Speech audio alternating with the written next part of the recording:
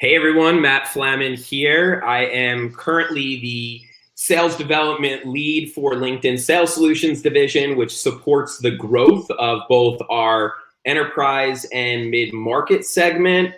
And one thing that I would say is probably the best advice that I've ever received, and I'll probably share something from a sales perspective, is never demo until you've done your discovery and understanding what your buyers needs, priorities, and challenges are. That is probably one of the most important things and most important lessons that I've received throughout my experience in sales. Welcome to the Inside Sales Show hosted by Phil Gerbershak.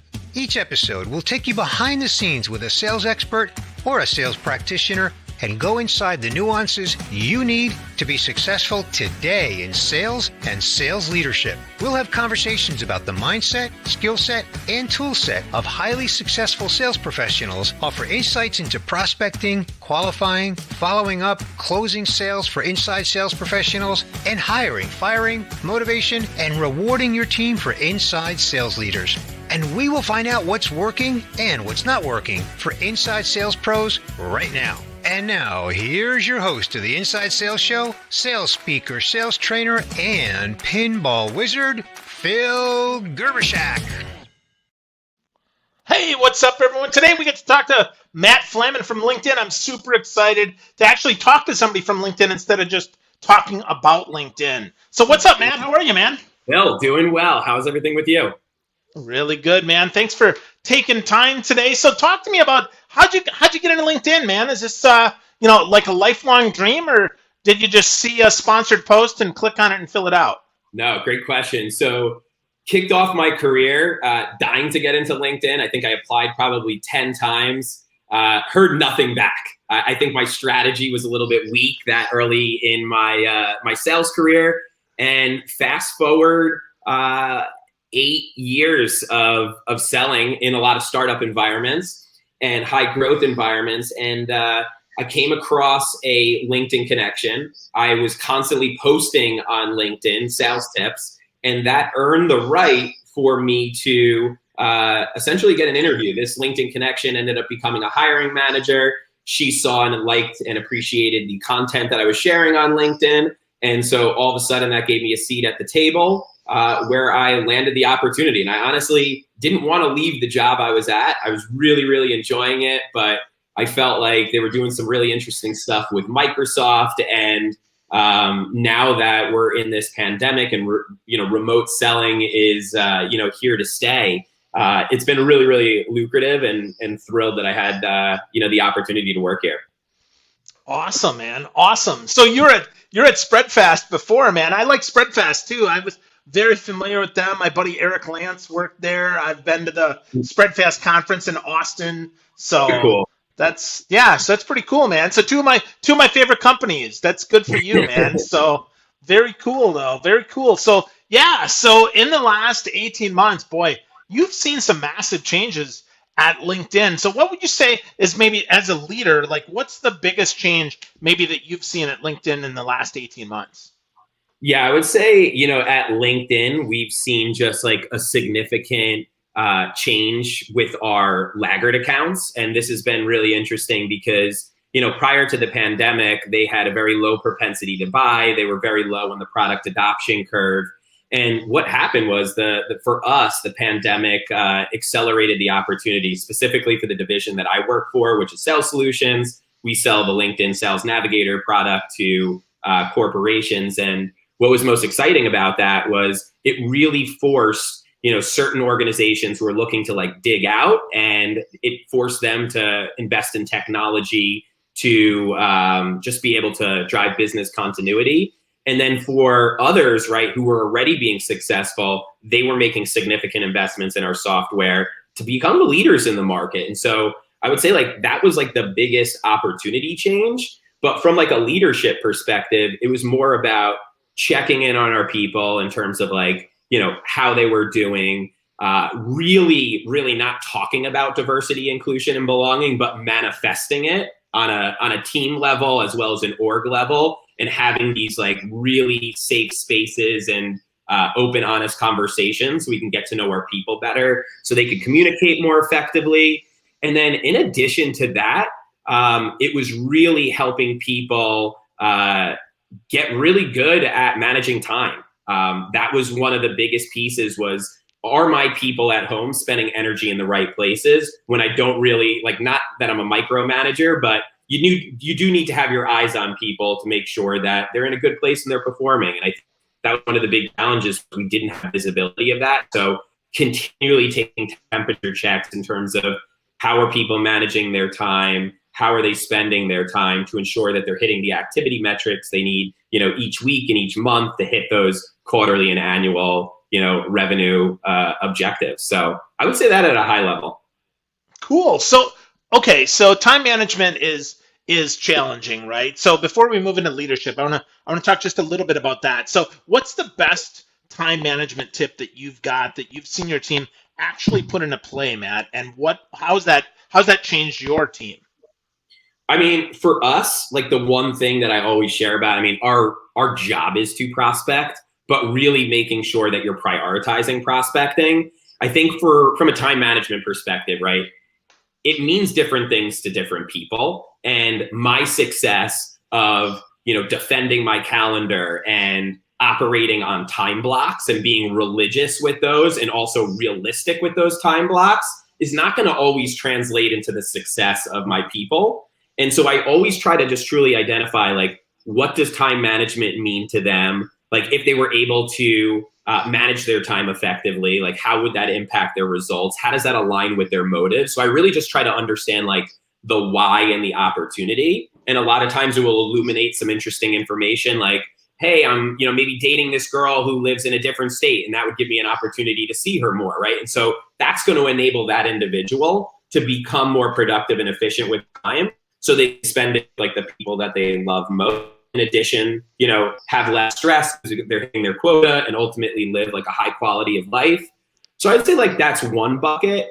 And one of the things that we've like also manifested as a team, in addition to the prospecting component, is just always prioritizing that to make sure that we have time, but also using a timer and actually timing how much it takes us to do research. How much does it take us to implement this into an email engagement platform? How long does it take to actually meet with our account executives and have those effective meetings?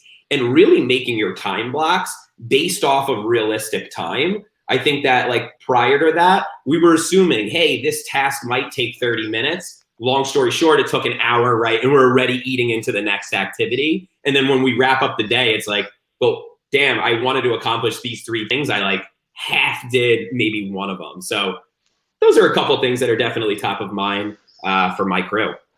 Wow. So the timer and the real timing, I think, is really important, because then you don't have to micromanage. If your team actually can tell you, hey, it takes me 47 minutes to do this task, well, then you know that if they're right around there, they're good. If they're faster than that, well, then they're super effective, or maybe they're cutting corners. And if it takes longer, perhaps they need some more coaching, right?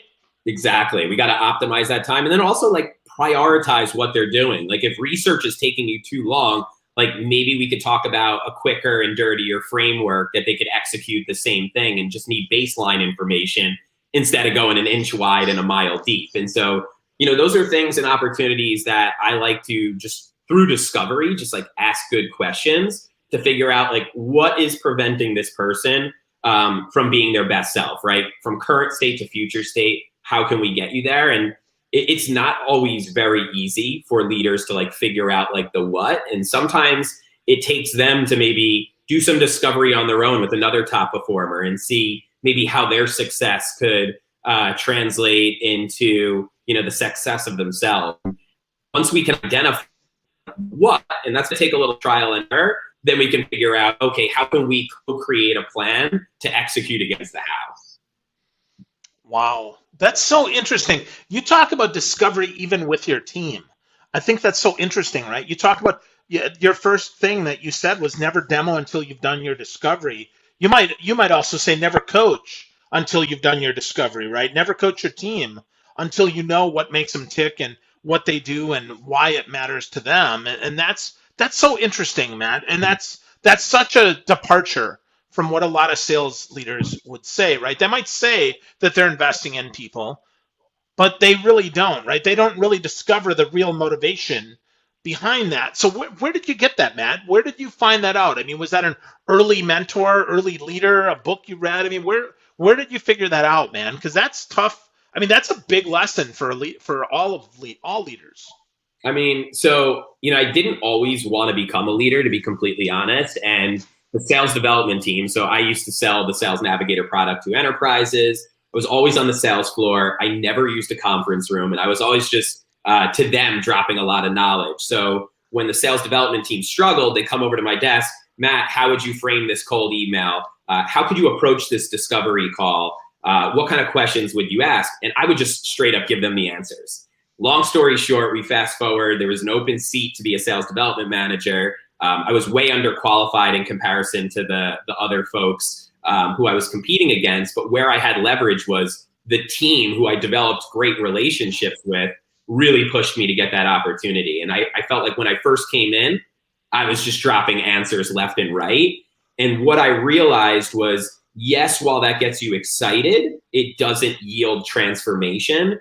And so when it comes to becoming an effective coach, you need to have a hybrid of teaching, right? Because they might not already have that knowledge and you have to chime in and give your advice, but also enable creativity because the way you approach things might not be the best for them to approach them.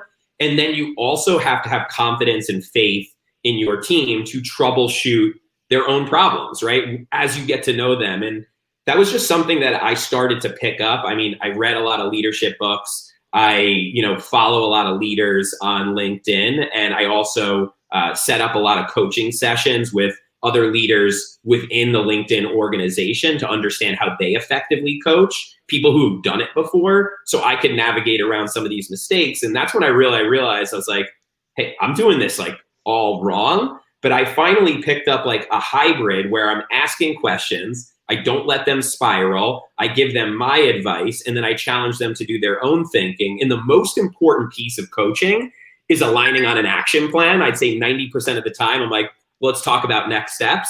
And their next steps typically don't lead to transformation.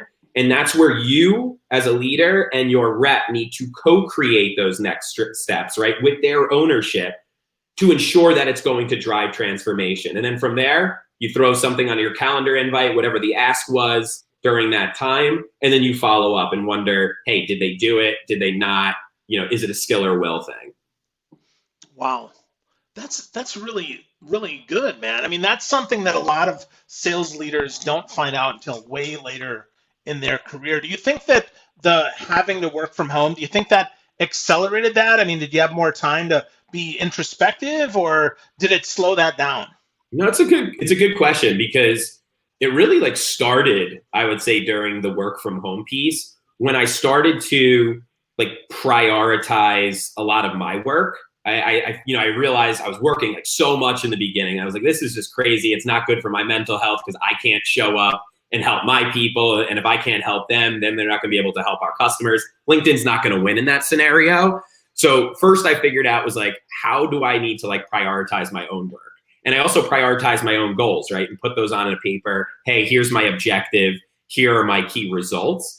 And one of those was coaching, was just becoming an effective coach. And so, the pandemic definitely accelerated it because as I've prioritized my time, it enabled me to have more time to focus on development of self so I can better develop, my people. And through that experience, I think it's really helped me a lot just to understand how, like, what are the skills of an effective coach? What are some of the things that they do? And the beauty is, whether you're on LinkedIn, whether you work for a big company or a small company, like there are people in there who have like done this before, and I really seeking to understand and then figuring out like what are the like one or two things that you got from that conversation that you want to implement into your work. And the beauty is you work with your team, you practice on it. You help yourself become a better coach. You help them become better professionals, right, to get closer to their objective. And if they're better professionals, they can better help your customers. And then your customers are more, likely to buy, which can help your company win at the end of the day. So the impact around winning can go such a long way. Yeah, and that's interesting. You talk about being better professionals, and you didn't use the word better salespeople. I think that's really interesting, and I think that's very true as we move our salespeople into being sales professionals, and eventually, really even just dropping the sales. Sales happen a lot of times, right? If we uncover enough, I mean, your point about again about discovery, right? If we discover the need, we don't have to learn 86 ways to close the deal. We have to really just find many ways to do discovery and to ask good questions and to really put ourselves in our customers' shoes and our prospect shoes. So what are you reading, Matt? You said you follow a bunch of leaders. Can you give me some folks that you're reading or folks that you're following so we can all learn from them too? Yeah, for sure. So I would say, I start at companies that are, just like attractive and have a lot of growth, right, in the market. And usually in those cases, they're a high growth company. They're getting a high growth leader, right? And those are usually people who stand out and invest a lot of time in LinkedIn. I would say like a lot of the leaders at Gong, and I know a lot of people follow them. They make a ton of noise on LinkedIn. They're fantastic follows. In addition, Outreach has a number of really, really good sales leaders within there who I consistently follow. And then also LinkedIn, right? And what I do is I'll go in and I'll run searches and I'll identify like who are the sales leaders, how long have they been in seat, and basically just follow them, on LinkedIn. And usually you'll find a couple good nuggets of information there, which is like a really great place. And then in addition to that, I like a lot of podcasts. Gong has a fantastic podcast that I listen to pretty frequently where I find also new sales leaders to follow. I see who they're interviewing. And then I would say, in addition to that, from a reading perspective, like I like bite-sized snackable content. And I think anytime you can find summaries of books and pull in a couple nuggets and actually use those nuggets have been really, really helpful just for my career journey and growth. Cool. So what do you use then? Using Summary or Blinkist, or what do you use for those summaries, Matt? So sometimes I'll just go on to Google and just do like a quick search. LinkedIn provides us with a tool called Get Abstract, which I think is very similar to the others. And it's been helpful. It's also helped me figure out like what books do I really want to take a longer term investment in by just reading, a quick summary that takes 10 to 15 minutes. And then there's been other times where just by reading the summary, it gave me some good nuggets, to bridge off of and implement. And I was like, hey, that's enough for me. But I always appreciate those as long as you're really just taking the information and actually digesting it and using it. If not, like it's most likely not going to stick. Cool. Yeah, no, I totally agree with that, right? I think going shallow first, finding some action, trying it, and then seeing if we should go deeper is great. I'm a big fan of Read It For Me. I don't know if you've seen them before, but yeah, they do a great job as well. Readit4.me are the folks there. They do a great job too. So cool, man. So let's move to investing in our people, right? How do we do that when we're super busy already? I mean, what are some of the ways that you've gotten started investing in your people that maybe other people either they haven't thought of or maybe maybe they're unwilling to do? Yeah, so it really starts out with the people is putting a plan together and having your plan on paper. You don't have to physically write it. I think you could have like a digital form, but it's super, super important to have an outline of your reps' objectives, and they have to build this. Is what is their objective for that quarter or that half? Ultimately, what are they looking to accomplish? What are the 3 or 4 things that they want to work with you on, right? Hard and soft skills, and have those, out as opportunities. And then I would say, in addition to that, what are the key results and by when? And, there are times where I have one-on-ones and people just, want an ear, right? And they want to just share how they feel and how things are going with their life. That is totally cool, but it's really important to call out, hey, these are the things that you told me that you're looking to accomplish, right? And we aligned on a plan. And so if I'm not holding you accountable to this, I'm not doing my job as a leader. And if you're not growing, you're going to be stuck in this role and you're not going to be able to get you to your future state, right? Which you told me was like really important to you. And so these are some of the things that I lean on with my people is, first off, let's develop a plan. Let's make sure when we're spending our time together, we're spending energy in the right places. And again, it doesn't always have to be, about business. There's definitely time for, checking in and how are you really, really feeling and figuring out what's going on in their world before you start pushing, business onto them. And then once they're in a good place and they feel like they're thriving, right? Ensuring that we're actually working on things that are going to help towards a better future, for them. When you stop doing those things, then you have to question, are you doing the right thing to help enable your person to reach new heights? And that's why I signed up for this job. And so I'm always pushing back, not only on myself, but my people in addition is, are we rowing in the same direction, right? And do we have alignment there? And again, that just goes back to the plan, the objective, and the key results in that plan that you're mutually making, between the two of you. Yeah, that's awesome. I mean, a lot of the things that you're sharing about how you lead your team is how we sell, right? Finding out, hey, so why was this important, right? When you get ghosted, it's usually because there wasn't something important, right? I mean, if your team stops growing, the reason they stop growing is because it wasn't important enough to them to grow, right? Or to grow in the direction that we want them to. I mean, most people don't want to stay where they are forever. So that's so interesting, right? Putting that down, right? Here's our objectives. So important. And something you posted recently to LinkedIn really made me smile and kind of like, yeah, that's exactly it. And that is that our prospects and our customers, they have that fear too, right? We have to write down for them and really illuminate, hey, here's what we're going to do, right? Here's the process, even on just as what for us as a sales professional is probably a pretty simple standard discovery call, but they don't know where it's going. So talk to us about that, man, how you move that customer discovery call with an agenda into a one-on-one or a team meeting with an agenda.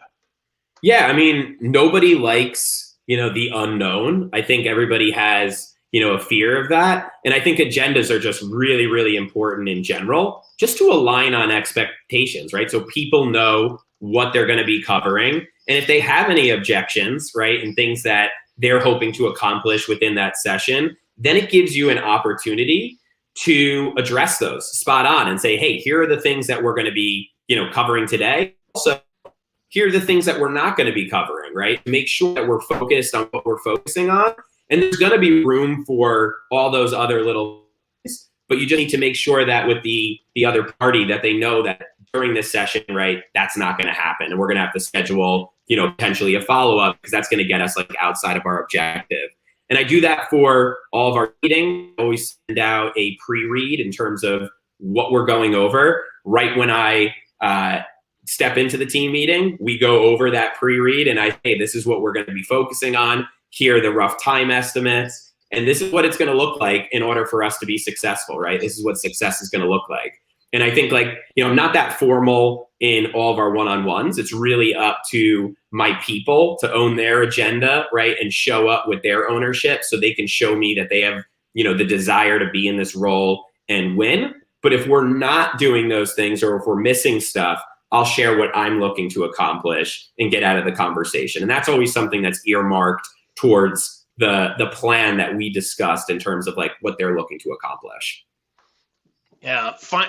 Line it up for their why, and then hit those with you said why and when, really important as you focus on that. So that's great, man. So we're getting close here to moving into a little bit more fun segment. I want to ask you 5 quick questions in just a sec here, but I'd be remiss if I didn't ask you. You guys sell the sales solution, so what's your favorite sales navigator tip, Matt?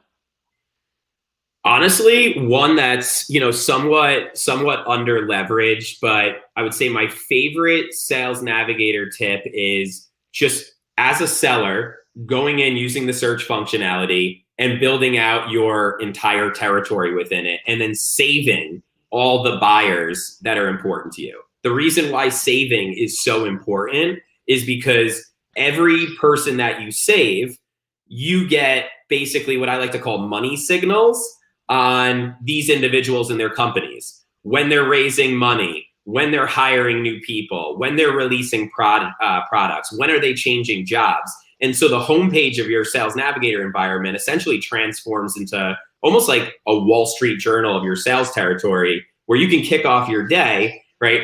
Having a cup of coffee, drinking your water, whatever your cup of tea is, and then really just scanning through as a seller, what is my next best action based on some of the things that are happening, within my territory today. And so I've always encouraged our buyers and future advocates to really lean in to that like simple yet overlooked capability, because then you can keep a pulse on all the people that matter most to you, right? Your buyers as a sales professional.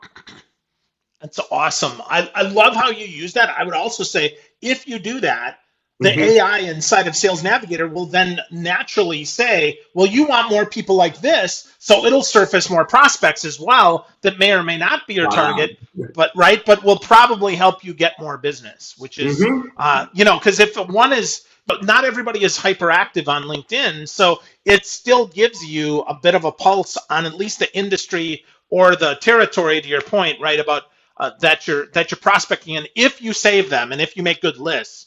So I think that's an awesome tip, Matt. Great. Awesome tip. Yeah, thanks. So cool, man. So hey, so now I'd like to do a little segment I like to call 5 with Phil. I'm going to ask you 5 quick questions. Just hit me with the first answer you think of when you have it. Promise, no right or wrong answers. More just 5 quick questions we can ask, and they'll be based on things that we talked about. So first question is, do you read your books physically? Do you read them on the Kindle, or do you listen to your books? What's your default? I read. I physically read now, and the reason being is because, yes, I love snackable content, but there are so few opportunities in my life where I'm actually paying attention to one particular thing that is not a screen for a long time. So I over-index on physically reading actual books. Awesome. So coffee, tea, or water first thing in the morning? Water, then coffee. Awesome. And how do you drink your coffee? I would say like a little oat milk. I'm big into the oat milk scene.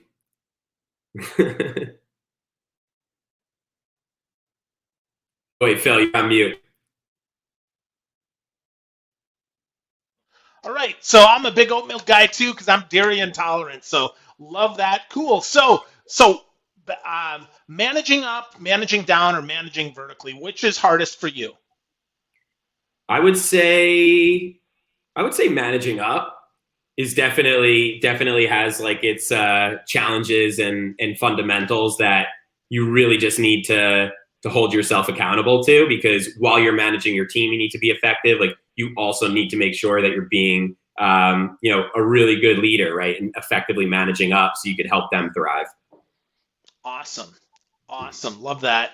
Think that's definitely a big challenge. So here we go. So last couple simple questions. What's your favorite type of food? Favorite type of food? I would say bison. I've been leaning into a lot of bison. Very, very low in the fat department, high protein. In addition to that, it has lower cholesterol than chicken, but tastes like, a burger. So that's one thing that's been, high in my rotation.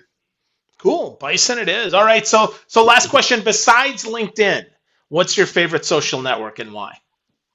I would say Instagram. I definitely lean into a lot of Instagram. And I'd say like one of the core reasons is like it helps me just keep up to date with like the people that I care about most, and including like my sales team, building rapport in the beginning, my friends, my family. It's just a really good scalable way that you can see what people are up to and how their lives are evolving. And so while I do have a hate-love relationship with it because it is addicting and burns a significant amount of my time, and I also make frequent buying decisions off it, and I'm not somebody who usually buys much on the internet, but that's definitely increased my purchasing habit. I think from like that friend scope and family scope of just keeping relationships going and knowing what's going on in people's world, definitely a huge one. Awesome. Thanks, Matt. So that was quick 5 with Phil. So the last question here as we bring us to a close here, Matt. what's next for you, man? You're leading a great team there at LinkedIn. Are you hoping to just broaden out the scope of the team? Are you hoping to get promoted, or what's your plan, Matt? Yeah, plan of action is to be in full cycle sales and managing a team there. Definitely want to start in like an SMB environment, build out my foundation, and then from there continue to graduate. But that's definitely top of mind for me. Awesome, man. Awesome. Well, this has been fun, Matt. I really value all your insight. You left lots of great stuff.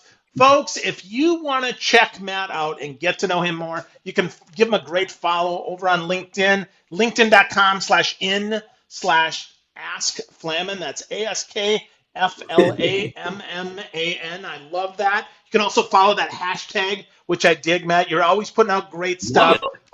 Yeah, man. So thanks so much for being here.